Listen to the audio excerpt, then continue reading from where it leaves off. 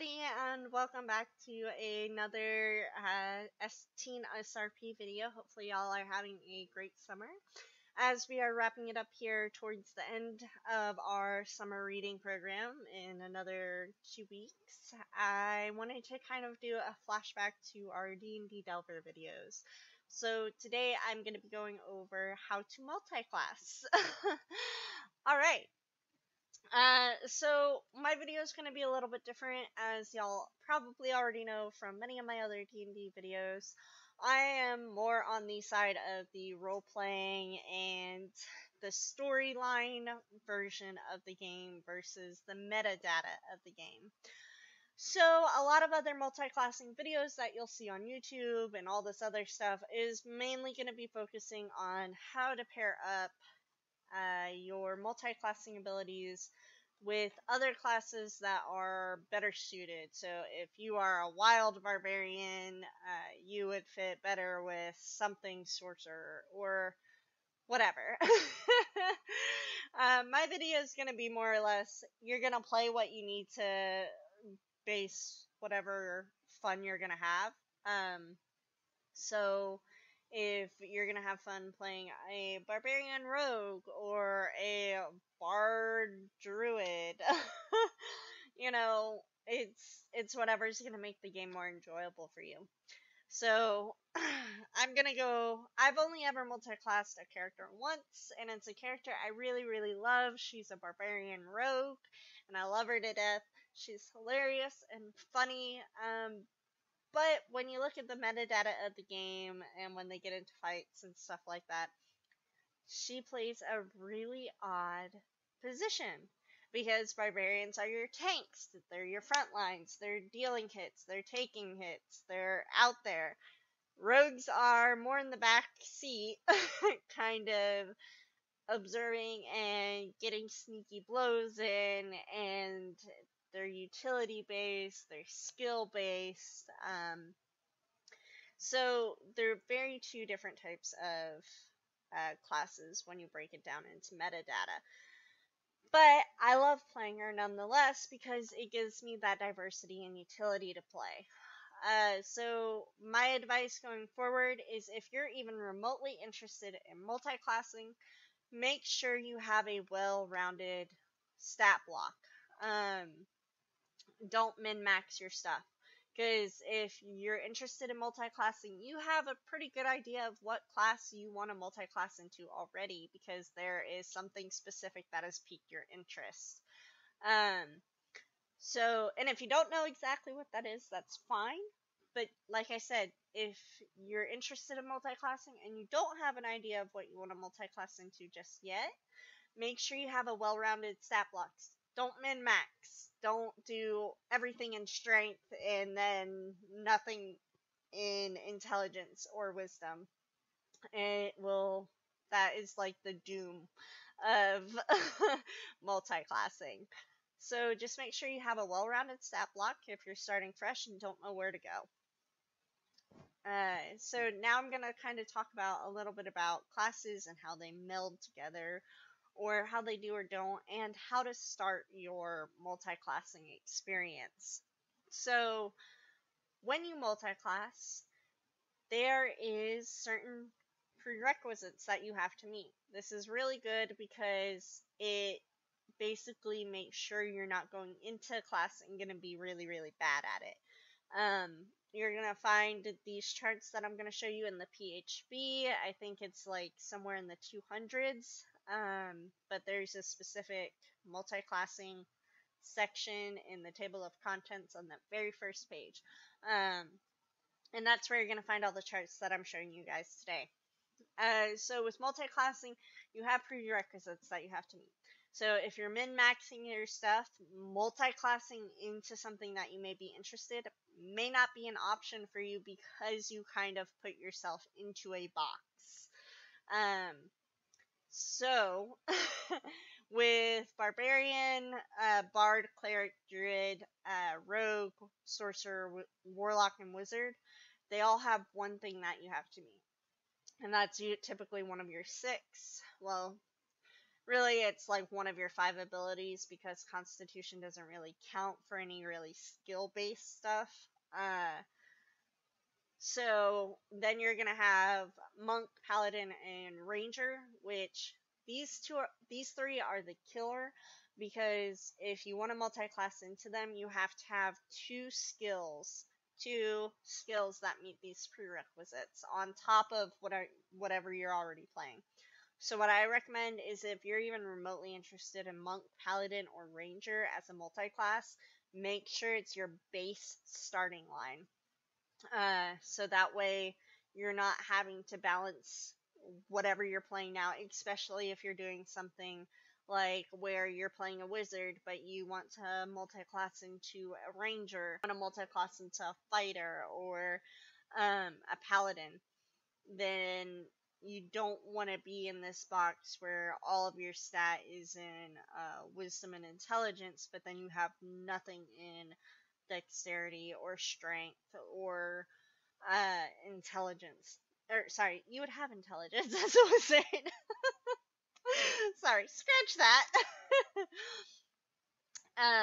But you kind of want to avoid those putting yourself into a box. When you put yourself into a box, it leaves no room for multi-classing. It really doesn't. So make sure you have a well-rounded character if you're interested in this. So after you meet these prerequisites, you can then choose what class you want to go into. Now, when you take it, you will become first level in that class.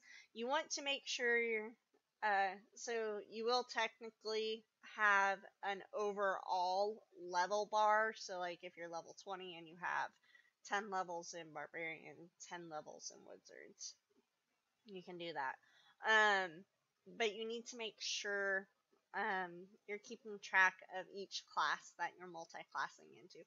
And before you ask, yes, you can multi-class into different classes, but here's something you will have to accept at the end of the day, unless your DM says otherwise, which I highly doubt, because I have yet to meet a DM that allows anything different. You will not get the most out of your classes. So you will never, if you multi-class Barbarian and Rogue, you will never, once you take that first level, you will never hit that level 20 in whatever class is your main class. And so it really becomes a balancing act. You want to make sure that you're leveling them proportionately as well. You don't want to end up in a situation where you're now in end game materials, you're like in level 15, and now you're trying to level all that level 1 to barbarian stuff to level 5. You really want to, what I recommend is that, especially if you're starting at level 1, is that you alternate which class you're taking that level in. And also have an end game for how many levels total you will be taking in that class. So will you be taking 18 levels? Will you be taking 15 levels in that class? That's when coming down and looking at all of the character class specific information comes into play. Like, okay, let's just look at Cleric here. So at Cleric, at level 17, you get Supreme Healing. So that's something you'll need to consider. Do you want to go all the way to level 17? Or are you fine with just being at level 15? Or 16? Typically, you're going to want to end somewhere where it doesn't, where you're not getting something type of thing. You want to avoid that. You either want to have the one level below it or above it. The other thing about multi-classing is you're not going to get your ability scores at the same time everybody else does. So let's say you're level 3 Cleric, but you're also a level 2 Barbarian. If you take your level 4 in Cleric, you'll get your ability score increase. If you take your level, what did I say? You were in Barbarian level 2. If you take your level 3 in Barbarian, you won't get an ability score increase, so that will vary as well.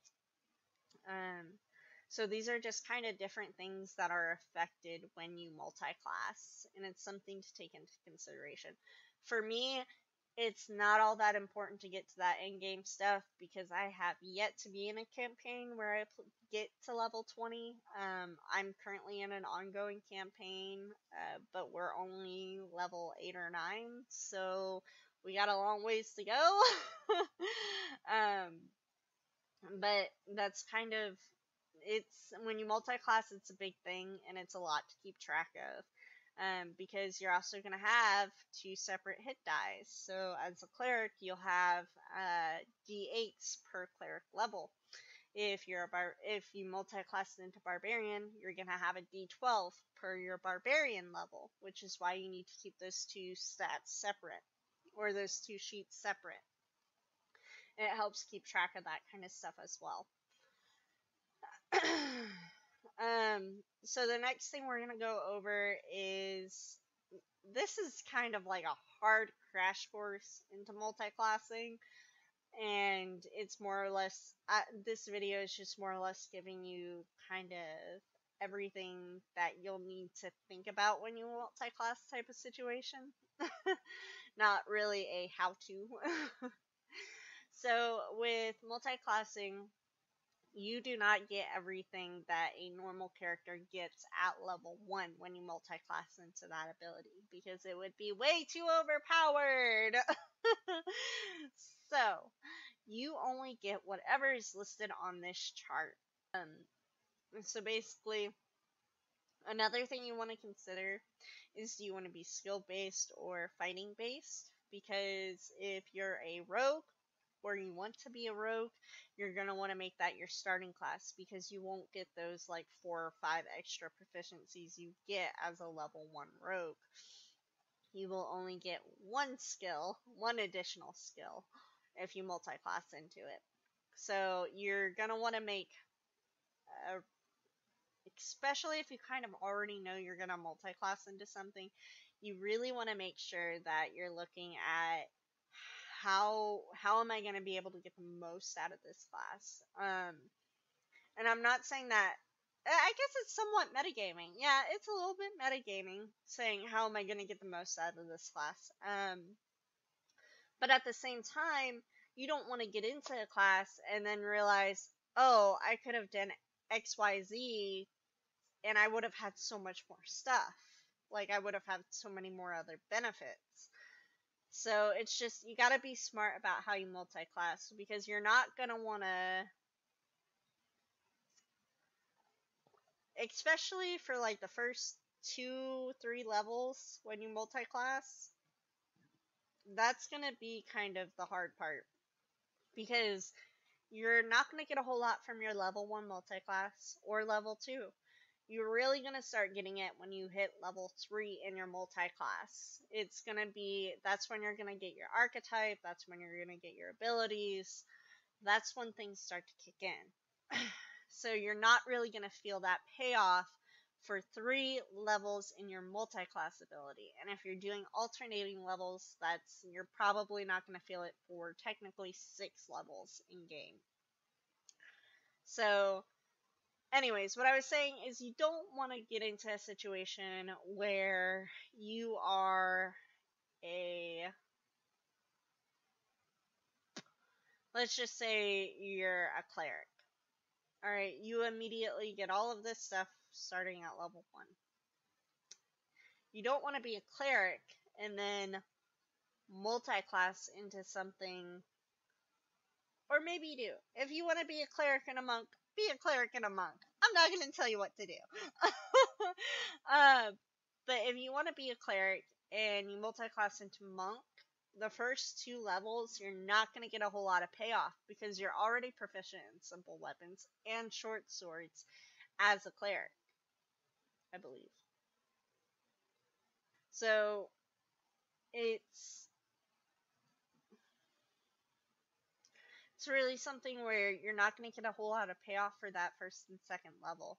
And if you're really adamant about multi-classing in that field, then yeah, go for the leveling 1, 2, 3 straight away versus alternating between levels. But There are other classes too. Specifically, I think it's mainly just Bard and Rogue, where at level 1 you get a lot of abilities. Like, you get a lot of skill sets, you get double proficiencies, things like that. Where if you multi-class into there, you're not going to get that stuff. It's not going to happen. The only way you're going to get it is once you hit like level 5 in those classes. So with Bard and Rogue, if you're even remotely interested in those, your best bet is going to be to make sure you take your first level in that class and then multi-class into something else if that's a thing that you want to do. So for me, I have a Barbarian Rogue. Her first level is Rogue, so that way I get all of those double proficiencies and things like that. But then she also has her, I think it's currently 3 levels in Barbarian right now, and then she has 5 levels in Rogue. So it kind of balances out. But it's one of those things, but because I took Rogue first, I get all of that stuff from it. It's not like I'm only going to get one of those skills. So if I had done it vice versa, I would have gotten all the Barbarian stuff, but then I would miss out on the 4 different skills that Rogues get to choose from at level 1. Now, this stuff on here is not the same as your starting stuff, like